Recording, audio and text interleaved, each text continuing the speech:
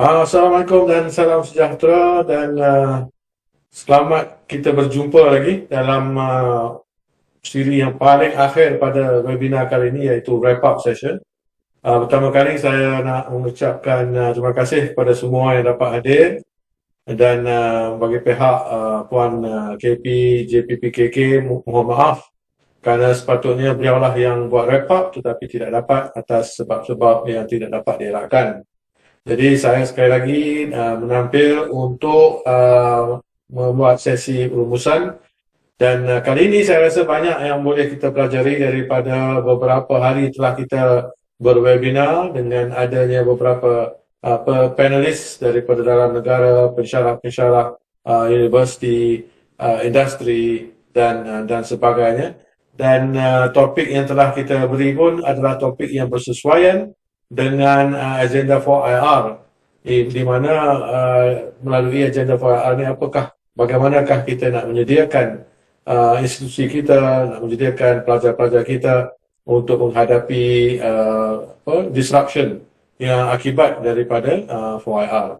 Jadi untuk itu saya nak ucap, sebelum saya buat rumusan, saya nak mengucapkan terima kasih kepada semua panelis yang telah bersama kami, dan bermula daripada Prof. Ramli sehinggalah yang terakhir tadi Mr. Schmidt daripada Festo yang telah sudi untuk menjadi panel kita dan memberi teguran, memberi tunjuk ajar, berkongsi idea, pendapat dan sebagainya dalam kita memastikan TVET di Malaysia, khasnya JPPKK, dapat terus berkembang. Jadi terima kasih juga kepada tim-tim yang telah bekerja begitu kuat sekali di belakang tabir dalam memastikan bahawa webinar ini dapat berterusan selama 3 hari, terutamanya dalam suasana COVID yang kita tahu ini. So thank you to all the panelists. This is the wrap up. This is the summary that we have sort of gathered, so that kita tengok summary ni, and maybe some points for us to take home. So we can begin the slides. Okay, so it's a wrap. We are Instructional and Digital Learning Division. We are part of the Department of Polytechnics and Community College Education, or JPPKK. Our objective for the webinar was to introduce changes going on based on 4IR to create a deeper understanding and impact of skill work, creating awareness of the workforce required for IR, to inspire TVET instructors to transform the teaching and learning. So it's all about how we are going to prepare both our workforce, which are our graduates, and also our educators to make sure that we are constantly being aware of the implications and the disruptions of 4IR. Okay, next. These are the 3 days that I was talking about. We began with the opening ceremony, and then we had 4 sessions on Tuesday. We had 3 sessions on yesterday, Wednesday, and today, 2:30 to 3:30, we had our last session with the head of Asia Pacific Festo Didactic, which is Mr. Volker Smith. So that was the whole array of the 3 days, and a lot. This is the graphic version of that title, of that list.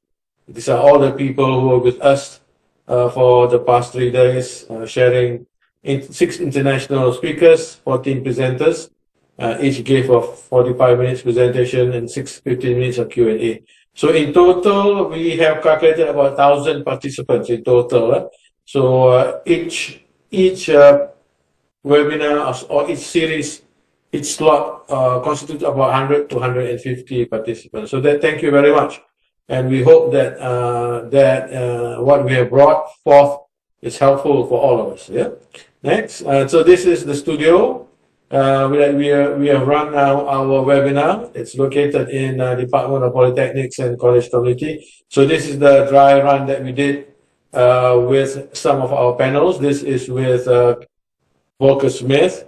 Next, we have this with Miss Corinne Sonigo ILO. Yeah. And this is the first day. Okay, let's have a look at some of the points that we got from each of the panels.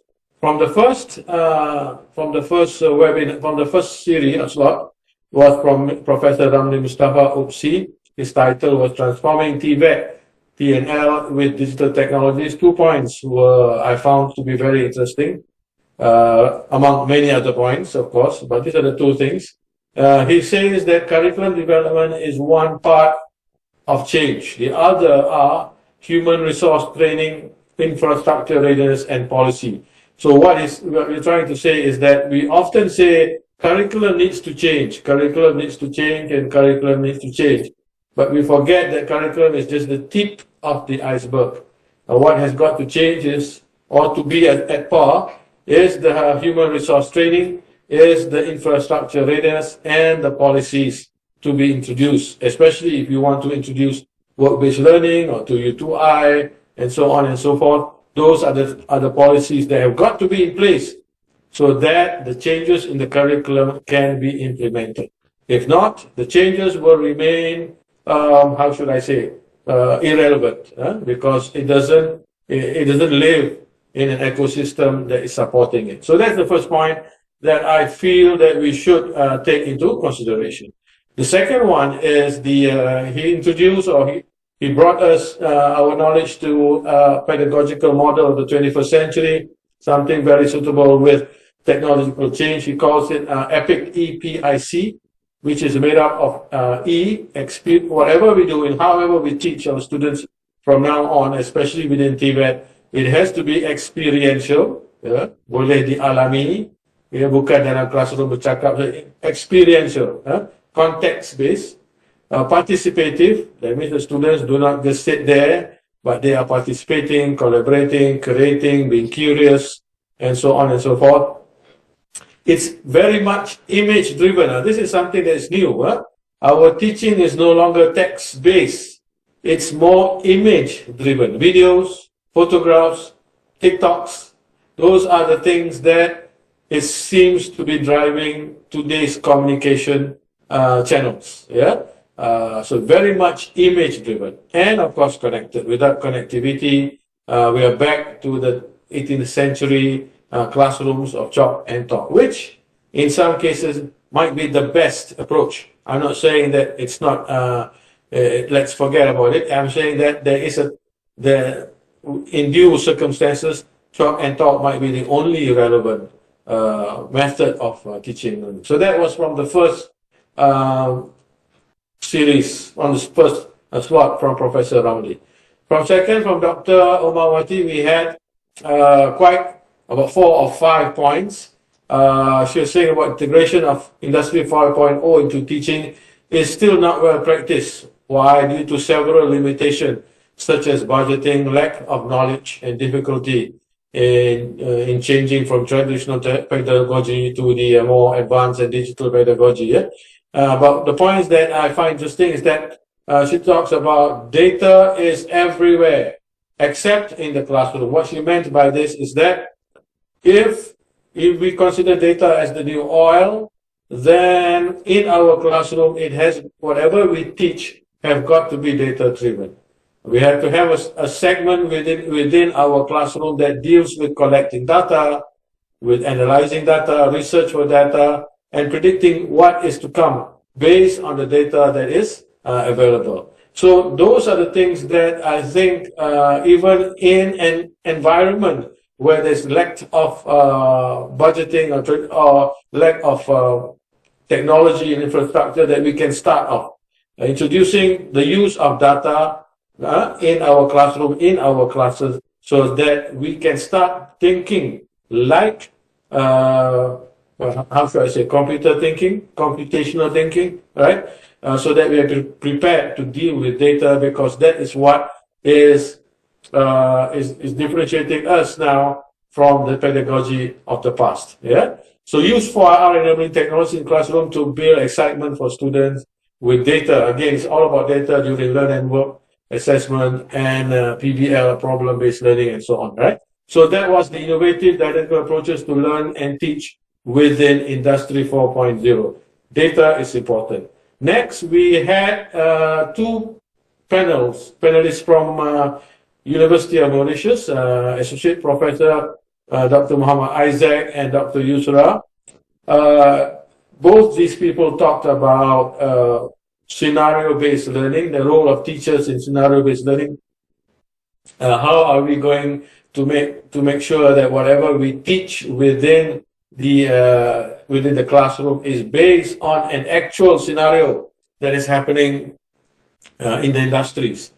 This meant that we, as educators, especially in TVET, have really got to be close with our industry partners. Whatever we introduce to them is not just your theories on pages or theories on the web PowerPoint, but applied theory, applied in a learning scenario, so that these people, our students, can see it being, how is it being applied in a job that they are going to probably be part of once they graduate. Yeah. So that is number 3.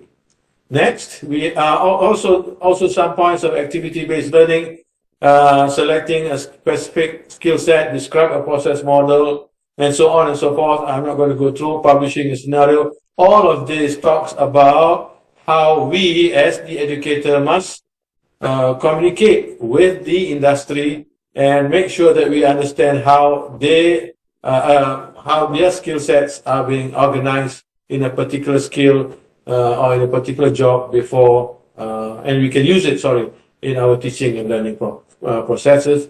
It can be traditional teaching, or of course it can be online as well. Right? Thank you. Next, we have Ms. Karine Soligo from IRO. She talks about the importance of having a totality of digital thinking throughout all our process and procedures, right? For example, provide skills for employability, decent work productivity. You must have also develop, certify, and recognize skills. You must anticipate, plan, and monitor skills development. You must improve access to skills development and the labor market. So policies are important, structures are important, resources are important. So you cannot just do one part of it. It has to be in totality with the rest. So a coordinated approach, that's what she calls it. A coordinated approach to all of them should be taken, right? So it's not an easy task. You cannot do it alone. It's best done in a team, right? So again, we go back to what was said in the previous by the previous panelists: the policies, the infrastructure, the hardwares, and so on and so forth has got to be looked at as well. Okay, next. 6 areas of learning. So distance learning and assessment, learn anywhere at any time, because lifelong learning will be very much being focused in the future of TVET, right? Learning just in time. And then we have got simulation, as I said just now, very, very experiential. Remember EPIC, very, very experiential, simulate the working model in digital worlds. And there is, of course, the flipped classroom. This comes from both worlds of the education, whether it's academic purely or the TVET. Flipped classroom has been the way forward, in which you do now homework in class and you learn your theory and knowledge at home, right? And then there is gamification. Nowadays, everything is a game. Everything has got points to score and leaderboard and so on and so forth. So it makes the learning interesting, right? So we're dealing with that kind of generation. So using game incentive schemes to increase motivation is also being listed here as the 6 areas of learning. Open education resources, sharing. of your contents. You do not do things alone, it's impossible. So let's have a common repository where all contents can be shared to increase the access by removing restrictions to content. So this is not mine, this is not yours, this is ours, so to speak. And personalization. With the world of AI, it will come down to personalization. Right? We will probably have our own tutors, our own support team online to come to us at the end of the day and say, okay, Dr. Nana, I think you did well today, but your class, you are not doing well in this section. I would suggest that you go and have a look at these things. There seems to be a problem with this, so probably you can have a look at this, and I'm prepared to teach you, and so on and so forth. This kind of personalization is something that is what happened in AI, and it also allows the students to choose and hack their own education. So this is something that's going to happen in the future. I do not know where that's going to place our traditional institutions, unless we have an opening and allow them to ability to pick and choose their own courses and become their own and to graduate with their own titles. So this is something that probably will happen soon in the years to come. So that was from ILO. Next person from ILO was Mr. Stefano Marante. He will be talking about the next slide about AR. So he was teaching us about AR and how was it being used in the classrooms, in the TVET environments. He showed us a couple of applications for I think it was for welding and so on, for spraying the car and so on. So those are the applications that can be can use these kind of technologies as a enriching process, right? So that is something that we have got to understand. The use of technology here, especially in hands-on psychomotor skills, is merely in the enriching process. Nothing should replace the hand holding the equipment, right? So those are the things that must happen.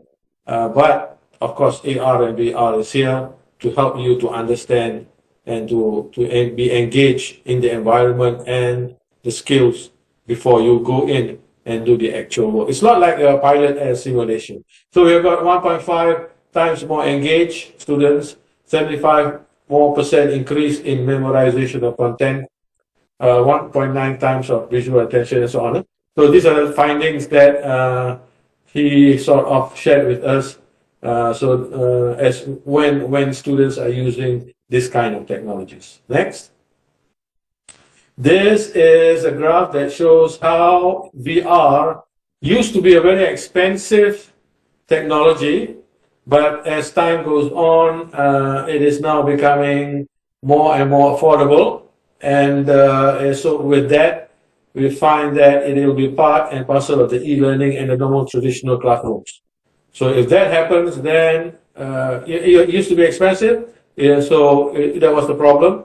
But now with the amount of VR technology out there, the price has gone down, which means that we can use them in our normal teaching and learning classrooms, right?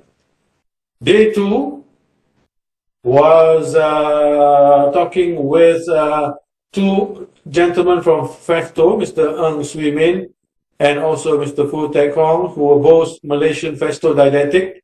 They talk about the design of learning scenarios for industry changes due to Industry 4.0. That was their portal. They were willing to share contents with you and so on. So please have a look. And what was it that is this a slide? Or okay, ready to use, modular, curated and didactically prepared learning contents for various fields of technical education. So as I said, FESTO has got lots of content, and we have got to have an open access mentality, so they are willing to share their contents. Thank you very much. And then was followed by Associate Professor Dr. Muhammad Khatta, UTM, Enhancing Industrial Experience for Industry Changes. He talks about new and emerging technologies which has led automation of jobs. Again, that is the whole thing that we have heard. Students will need to have new skills, among them analysis of data and cyber security, problem solving. Students need to prepare with more skills and young lifelong learning, creativity, 4 C's basically, and so on, right? Next. We had PMTS Dr. Muhammad Safari Norin from UTN that talks about assessment. Among the things that we found interesting was the formative assessment can be done using videos. As I said, it's very much image driven. Remember, EPIC, EPICI is image driven. So video happens to be a format that is particularly sought after in this age. So the use of TikTok probably as a formative assessment tool. For practical assessments, can implement assessment using project-based learning, real-world scenarios, flipped classroom, and so on. And avoid MCQ to overcome student cheating. So a lot of students, with MCQ, we have been doing that for the past few years, hundreds of years, I think, with MCQ, right? Ever since it was invented, so MCQ was very important, very much in fashion. But now, as time goes on, we should tend to use it less. Yeah, it's probably about 100 years, probably. Yeah? As when exams started, I think MCQ was already there. I may be wrong. Okay. Day 3, we had Dr. Nur Hariza, staff from UTM. She was on development of innovative lesson plans related to Industry 4.0. Again, talks about work process curricula in lines with digitalization. And SBL, we know, is scenario-based learning, something that reflects Professor Isaac and Dr. Yusra's approach of having industries, the knowledge of industries, the contextual truth of industries being used within our teaching and learning methodology. So it begins with planning and designing, developing it, delivering it, and evaluating it. This is the process that she has got. She has lined up for us to follow through, and it'll be interesting to see what kind of SBL strategies we can come up with, especially in our project-based students projects and so on, right? So SBL strategy. And this is examples of a 2-hour lesson for synchronous learning and asynchronous online learning. As you can see, it starts here with attendance, synchronous online learning, induction, lecture, students, activities, again lecture, take a break, and then short questions, active learning, problem solving, and then presentation. So this is what is being suggested by Dr. Noor as part of the synchronous online learning, the steps or the contents as far as the learning design is concerned. For asynchronous, it begins with the pre-recorded lecture, then they're followed by reading materials. You make sure that there are pre-recorded lecture videos. If there are, again, you break them into 2, and then you browse additional resources and websites. So this is actually learning. The students are actually learning on their own, but pretty much guided. They are not just given a free hand to be on their own and do whatever they like. It's very much a guided, independent way of communicating with the students. So that's asynchronous, and this is synchronous, right? Then we have got Professor Muhammad Shukrisal from UTM, usage of soft skills in learning and teaching courses. So here, the checklist is SPL the right option? Are the outcomes based on skills development? Is it difficult or unsafe to provide real-world experience? Do your students already have some relevant knowledge to aid decision making? So all of this is to be considered before coming up with the SBL, I suppose, right? And then embedding emotional intelligence among students in class, always be able to give a picture of the real experience. Again, this word, real experience, comes out over and over and over again. We are no more learning in silo. We have got to make sure that our knowledge is seen by the students to be applied. And once they're seen, they will probably make the connection, and once they graduate, they will know how everything fits together. This is very much different from the time I attended schools where we learn things in silo, and we are supposed to we only connected the dots probably in late university years, right? And some don't even do that. So let's start doing it differently from now, so that there is this kind of a new pedagogy being introduced where students' thinking is being tailored, custom tailored to think about its application. So what is happening here is that memorization is no longer the main thing that we used to focus on. My time it was memorization. Our teachers would come into class and we all have to stand, and they would just give us the multiplication tables, 5 times 6, 2 times, whoever gets the right answer sits down, whoever doesn't gets a slight whip of the cane and the butt and keep on standing up. So memorization was then a very, very important input or skill, right? Now with Google and with all kinds of with Google, with what's the other one? Wikipedia. Information is out there. It's how you make sense of the education of the points and how is it related to what you want is more important. All right. So develop students' confidence in class work assignments, maximize the benefit of social media. Okay. All right.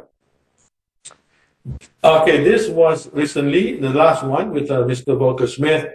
He talks about the world of Festo didactic. Very interesting to see how Festo, an automation mechatronic company, has thought of invested probably 50% of their funding on Festo didactic, not only on the Festo automation. So to see a company spending that much time and probably funding and resources on the didactic section is something that should tell us that how important education is, especially if we are dealing with technology, right?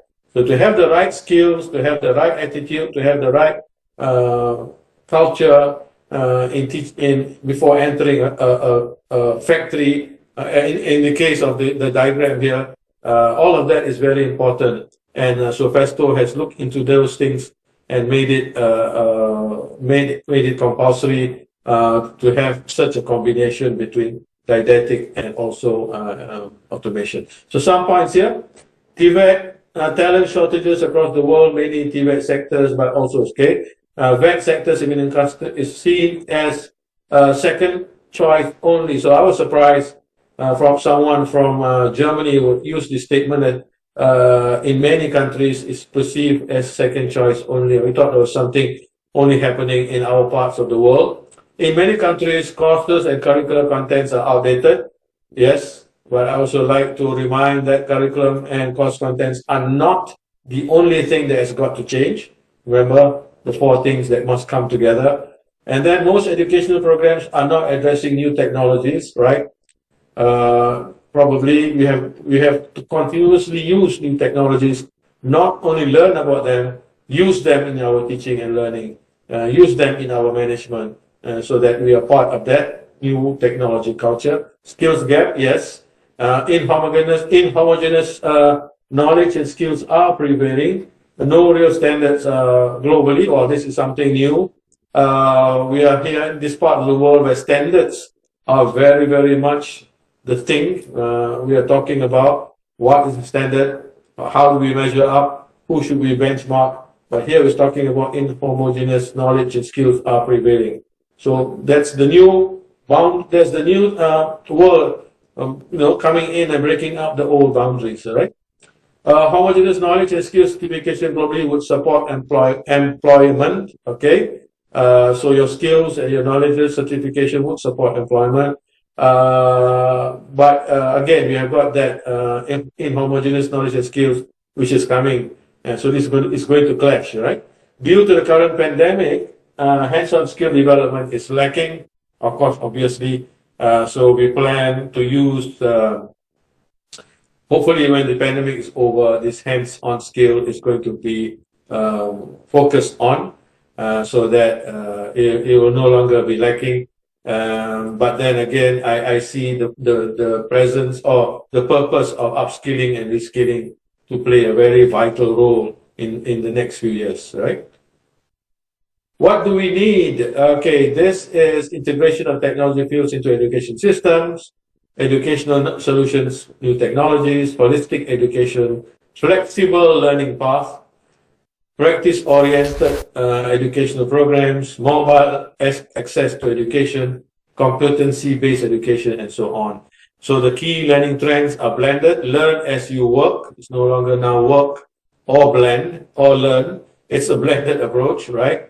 Virtual learning is here to stay for the time being. Individual learning to AI, that was personalization I was talking about. A large tiny micro degrees or micro credentials, T-shaped job profiles. That was interesting, which I was hoping we would get more information on. Probably in others upcoming webinar, we'll concentrate on T-shaped job profiles, the importance of lifelong learning, never giving up, and learning platforms. So these are the things that were brought into the picture for 3 days. A lot of things to think about. Some we can use them in our own institutions.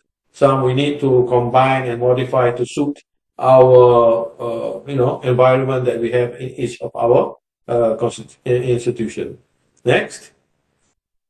Okay, one more from this is the thing that I was asking Mr. Smith earlier on. He talks about the three transformation: business transformation, social transformation. I was asking him, is there a linearity to it? Should technology happen first and then followed by business and social? He says no, everything must happen at the same time, which begs the question of, we are very much focused on technological transformation within our institution.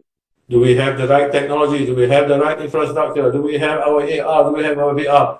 But out there in our industry, are the business transformation happening? Is social transformation happening at the same level, at the same part, so that when our students and graduates graduate, they are ready to be absorbed into the or be part of the business transformation and the social transformation.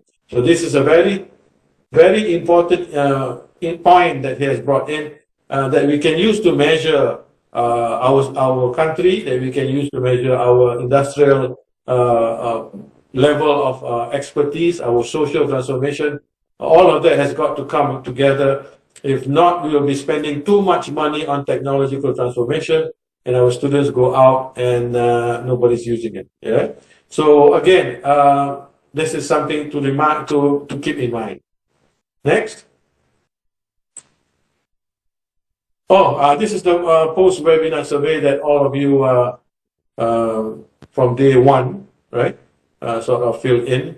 So very, very interesting. There are two things that we would like to highlight. The speakers are knowledgeable. We gave them 4.65.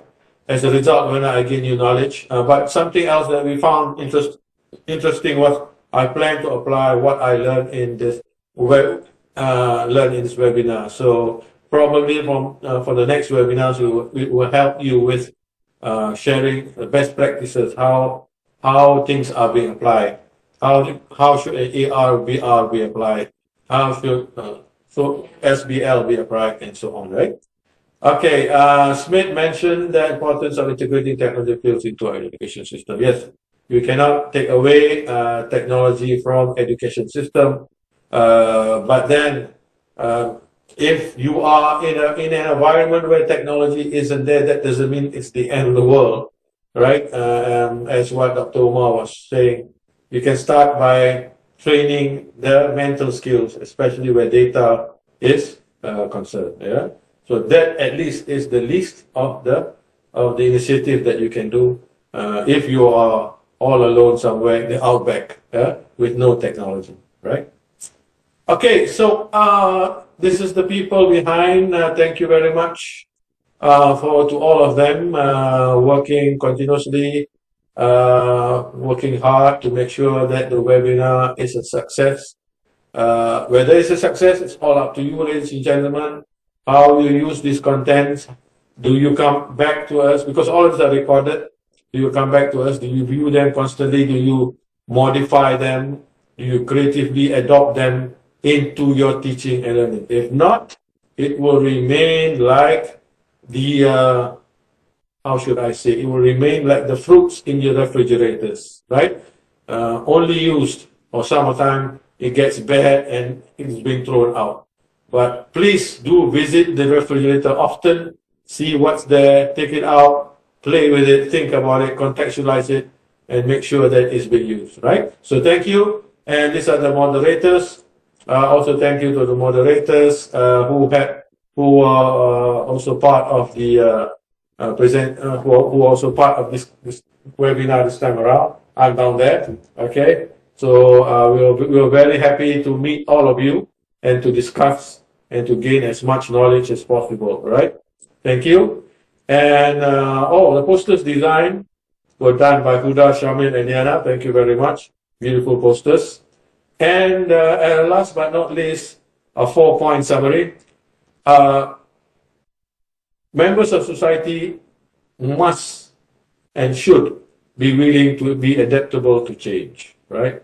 That's quite a big point because some people say, why should I change when nothing is going to happen to me, right? If I don't change, I will still survive as such. That ability to see that the change must happen because things are not going to remain the same is crucial. If you don't see that, that's where you're going to be left behind. Acquiring knowledge, especially requirements out of digitalization, related to digitalization. Prepare our students and able to learn and learn continuously. This is what Toffler has been saying. Learn, relearn, unlearn, right? And then teach our students how to learn. Right? But before we teach our students how to learn, I think we have to teach ourselves how to learn. How do I learn? How do I unlearn? How do I relearn? Am I practicing those things? Because if I am not, how am I going to make sure that my students are doing such, right? What kind of activities should I give them?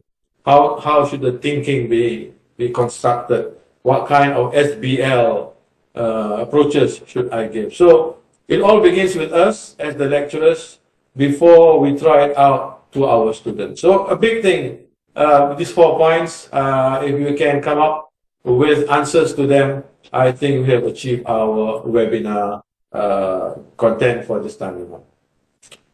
I think that's the last slide. Is that it? Any more? Okay, so with that, so these are the next slides under DPC, under division, under the division of instruction and digital learning. We have got Series 2, Series 3, and Series 4 coming. Series 2 in March, hybrid teaching and learning. You learn about hybrid. Hybrid means simultaneous teaching of 2 types of cohort in the same time. It is not blended learning. It is using technology to make sure that you have got a physical class and your online class happening. So how is you as an educator come up with that kind of design learning experience or lesson plan? And then we've got learning spaces, advancement types of learning spaces. This is where digital technology is being embedded into the classrooms. And then we've got future of flagships in TVET learning. This is very much some knowledge sharing from DPCCE of how we are going to use TVET learning with digital learning and make sure that our students in DPCCE is always at par or always being given the opportunity to use digital equipment. So those are the 3 webinars. We will inform you when the time has come, as usual with the posters and so on. We might even contact some of you to come back and be part of our panel, team of panels, right? So itu dia. Terima kasih kepada semua. Thank you very much again for your participation, for being with me and for being with all of us, with Dr. Umar and so on for this first session. If there's kalau ada apa-apa lah yang tersalah dan silap, please forgive us. As you know, this is digital technology. We are trying our best to cope with all kinds of issues and concerns that we have never faced before in the age of disruption. So, terima kasih daripada saya dan juga saya rasa daripada JPPKK dan Puan Pengarah KP ucapkan terima kasih dan harap semua ini dapat membantu kita semua. Assalamualaikum dan salam sejahtera.